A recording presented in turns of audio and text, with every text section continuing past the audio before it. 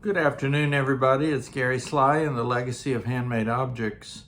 It is Monday afternoon, a little bit after 5 o'clock on June the 1st. So goodness gracious, we're heading into another month. I can scarcely believe this year is moving along as quickly as it is. I'm in a different venue today. I mentioned last week I'm going to try to take you through all the different rooms here in the shop. And this is one of those rooms that I think most of us have. This is the room where everything gets stashed and stuffed that I can't find room for anywhere else. But it's also my framing studio. I've been doing custom framing for about 15 years now, and really love the activity of taking stitching and other handcrafts and framing them, getting them looking all nice. Sometimes framing can be a bit of a challenge. Sometimes customers can be a little demanding, and I guess it's one of those areas where I'm not a perfectionist. So sometimes my idea of what looks good butts up against somebody else, and of course they're the paying customer, so that's where the problem lies. But so far I've got a nice group of quite patient and quite loyal customers who like the work that I do. So I thought I'd show you around down here a little bit and maybe just talk a bit about the process. I learned to do framing by apprenticing with my friend Sally Criswell, who at that time had a shop up in Trenton, Florida. I met Sally and I was at an EGA chapter meeting one day, and I said, "Sally, what would you think if I just came up and helped you with framing for nothing?" She heard the words "for nothing" and she jumped up immediately and said, "Come on." Sally had had a shop for about 35 years at that point, and even though she understood that framing was a pretty good part of her business, she had grown tired of it and really didn't enjoy doing it very much. So I started way back then. It's been about 15 years ago, I guess now, going up there once a week, and Sally showed me all the ins and outs, and she's quite a skilled framer. And then it became so much my job that I did all the framing for her shop in the last year or so when she was open, and then when she finally closed her shop, I opened one here in Leesburg and have successfully kind of moved into framing since I've been open here for the last 7.5 years. I do everything by hand. I don't have any automated machinery. If you go into one of the big box stores, they probably have a computerized machine that cuts the mats and everything. I have seen them cut glass by hand, so I don't think they use a machine for that. But if you do have a local framer who is a handcraft person like I am, do be patient with them, because there's a lot that we're not able to do quite as accurately and perfectly as if we had a computerized machine to help us. Anyhow, I'm going to flip the camera around here now, and I'm just going to talk a little bit about what's here in the shop. I'm sitting behind one of my two counters here, and I'll just kind of give you an idea of what's going on here in the stitching studio, in the framing studio, sorry. Okay, so I'm back. You can see there straight ahead of me the framing corners. These are actually from an old frame shop that I used to order things from. I had to go through a transition recently where my framer that I had used for the frame cutter, who I'd used for the last 7 years, decided to retire. But I found a great new shop, Eastside Frames, up in Pennsylvania, and I'm looking forward to continuing to work with them. But when customers come in, and you've probably been through this process yourself, I show them various colors and styles of frames, and they begin to make decisions about how they want to frame whatever it is they brought in. Over here, you can see all kinds of mat board. I do have some corners of those up there also, but this is kind of my stock. I dig through there if I need a particular color. I am real partial to the suede mats, like that bright blue one you see there in the front. I think they make a really nice contrast with our stitching work. So I often recommend the suede mats. There's wire there for the backs and different tools that I use. Over beyond that, where you see the big red word clear, is all my glass. I have large sheets of glass for really big frame pieces, and then I have all kinds of scraps and smaller pieces.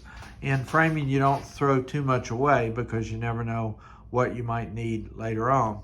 Now, speaking of glass, if I turn around this way, you can see my glass cutter. I bought this secondhand from a shop that went out of business. Most of what I have here I bought secondhand because, of course, equipment like this can be very expensive.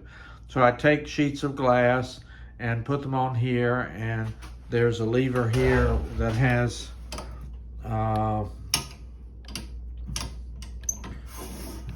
that goes up and down, and that's got a little glass, a piece of diamond on it, and that's what you use to score the glass, and then you just break it on the scored mark where you find it. Well, I don't know if I need to demonstrate that or not, but that's what I do with glass. And then I've got two mat cutters.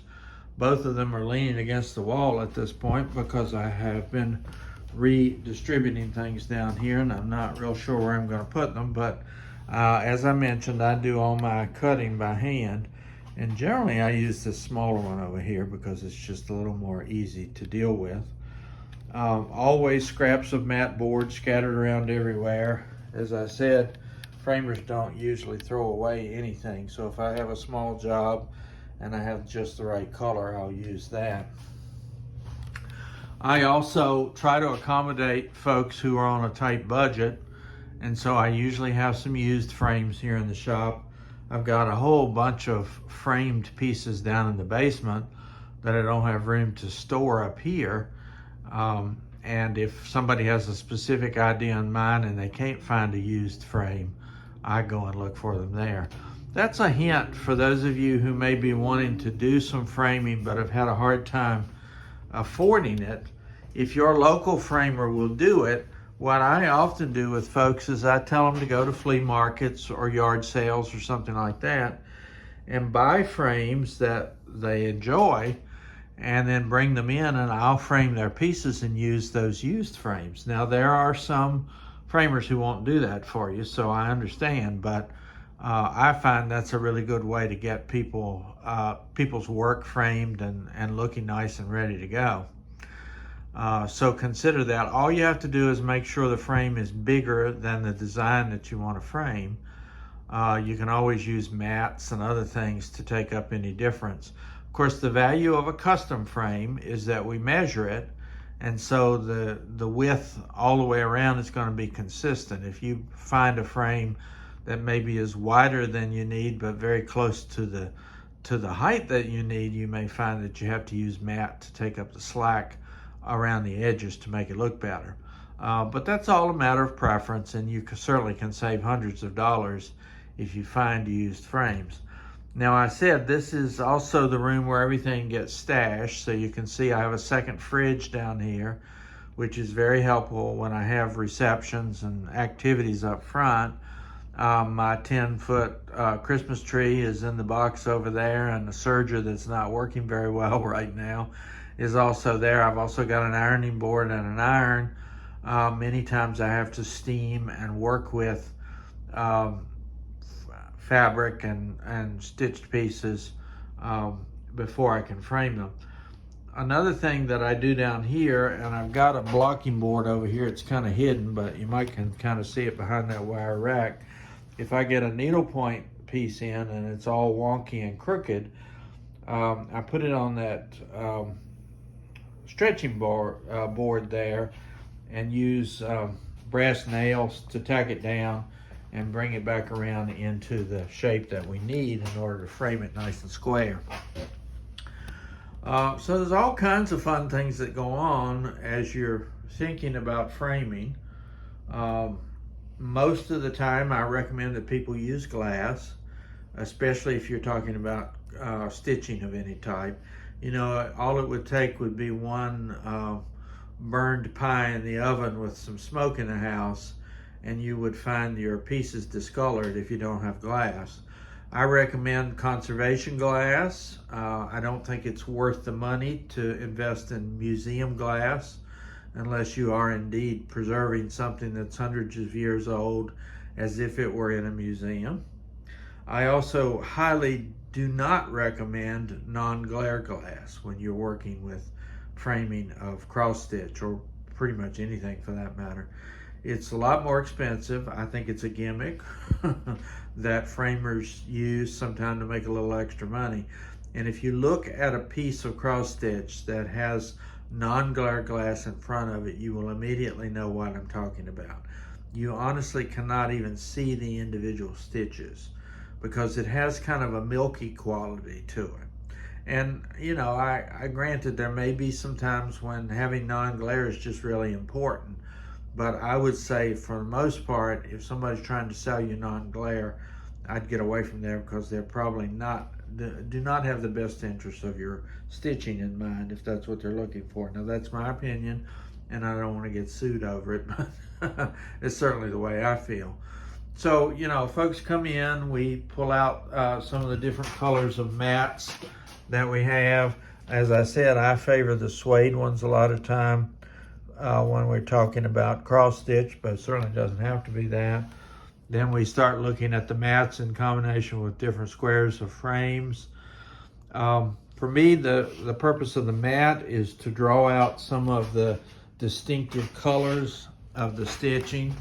So there may be some little highlights of blue, but not a whole lot. And then I might steer somebody towards the blue frame because it'll kind of make those pop out. Honestly, I don't like really elaborate frames with stitching because I think you want your attention to go toward the stitching and not towards a real elaborate frame. But that's a personal preference of mine too. So, you know, a lot of time when you see people framing samplers, which often take a great deal of energy and sometimes quite a bit of research and work as well, you do want an old-fashioned kind of gilt frame with gold edges and things like that. But honestly, a lot of those early samplers were framed in very rustic wooden frames anyway. You know, weddings, you think about light colors, whites and pastels in the framing and also in mat board. For babies, some people like traditional pink and blue, but increasingly I see people with baby samplers and things like that using neutral colors and soft colors that really kind of complement whatever's going on in the sampler itself. So, you know, I could talk quite a bit about choices and ideas and things that you want to do with framing. As far as finishing cross stitch, occasionally people bring a piece in that they've already finished, that is stretched and put on board. It's really important if you're going to do that you use acid-free materials. Everything that I use here in terms of mat board and framing and everything is acid-free, because if you don't do that, it will eat through your work and eventually destroy it. And like I say, some people will go ahead and stretch their pieces. Generally, people, though, bring me pieces that have not been stretched.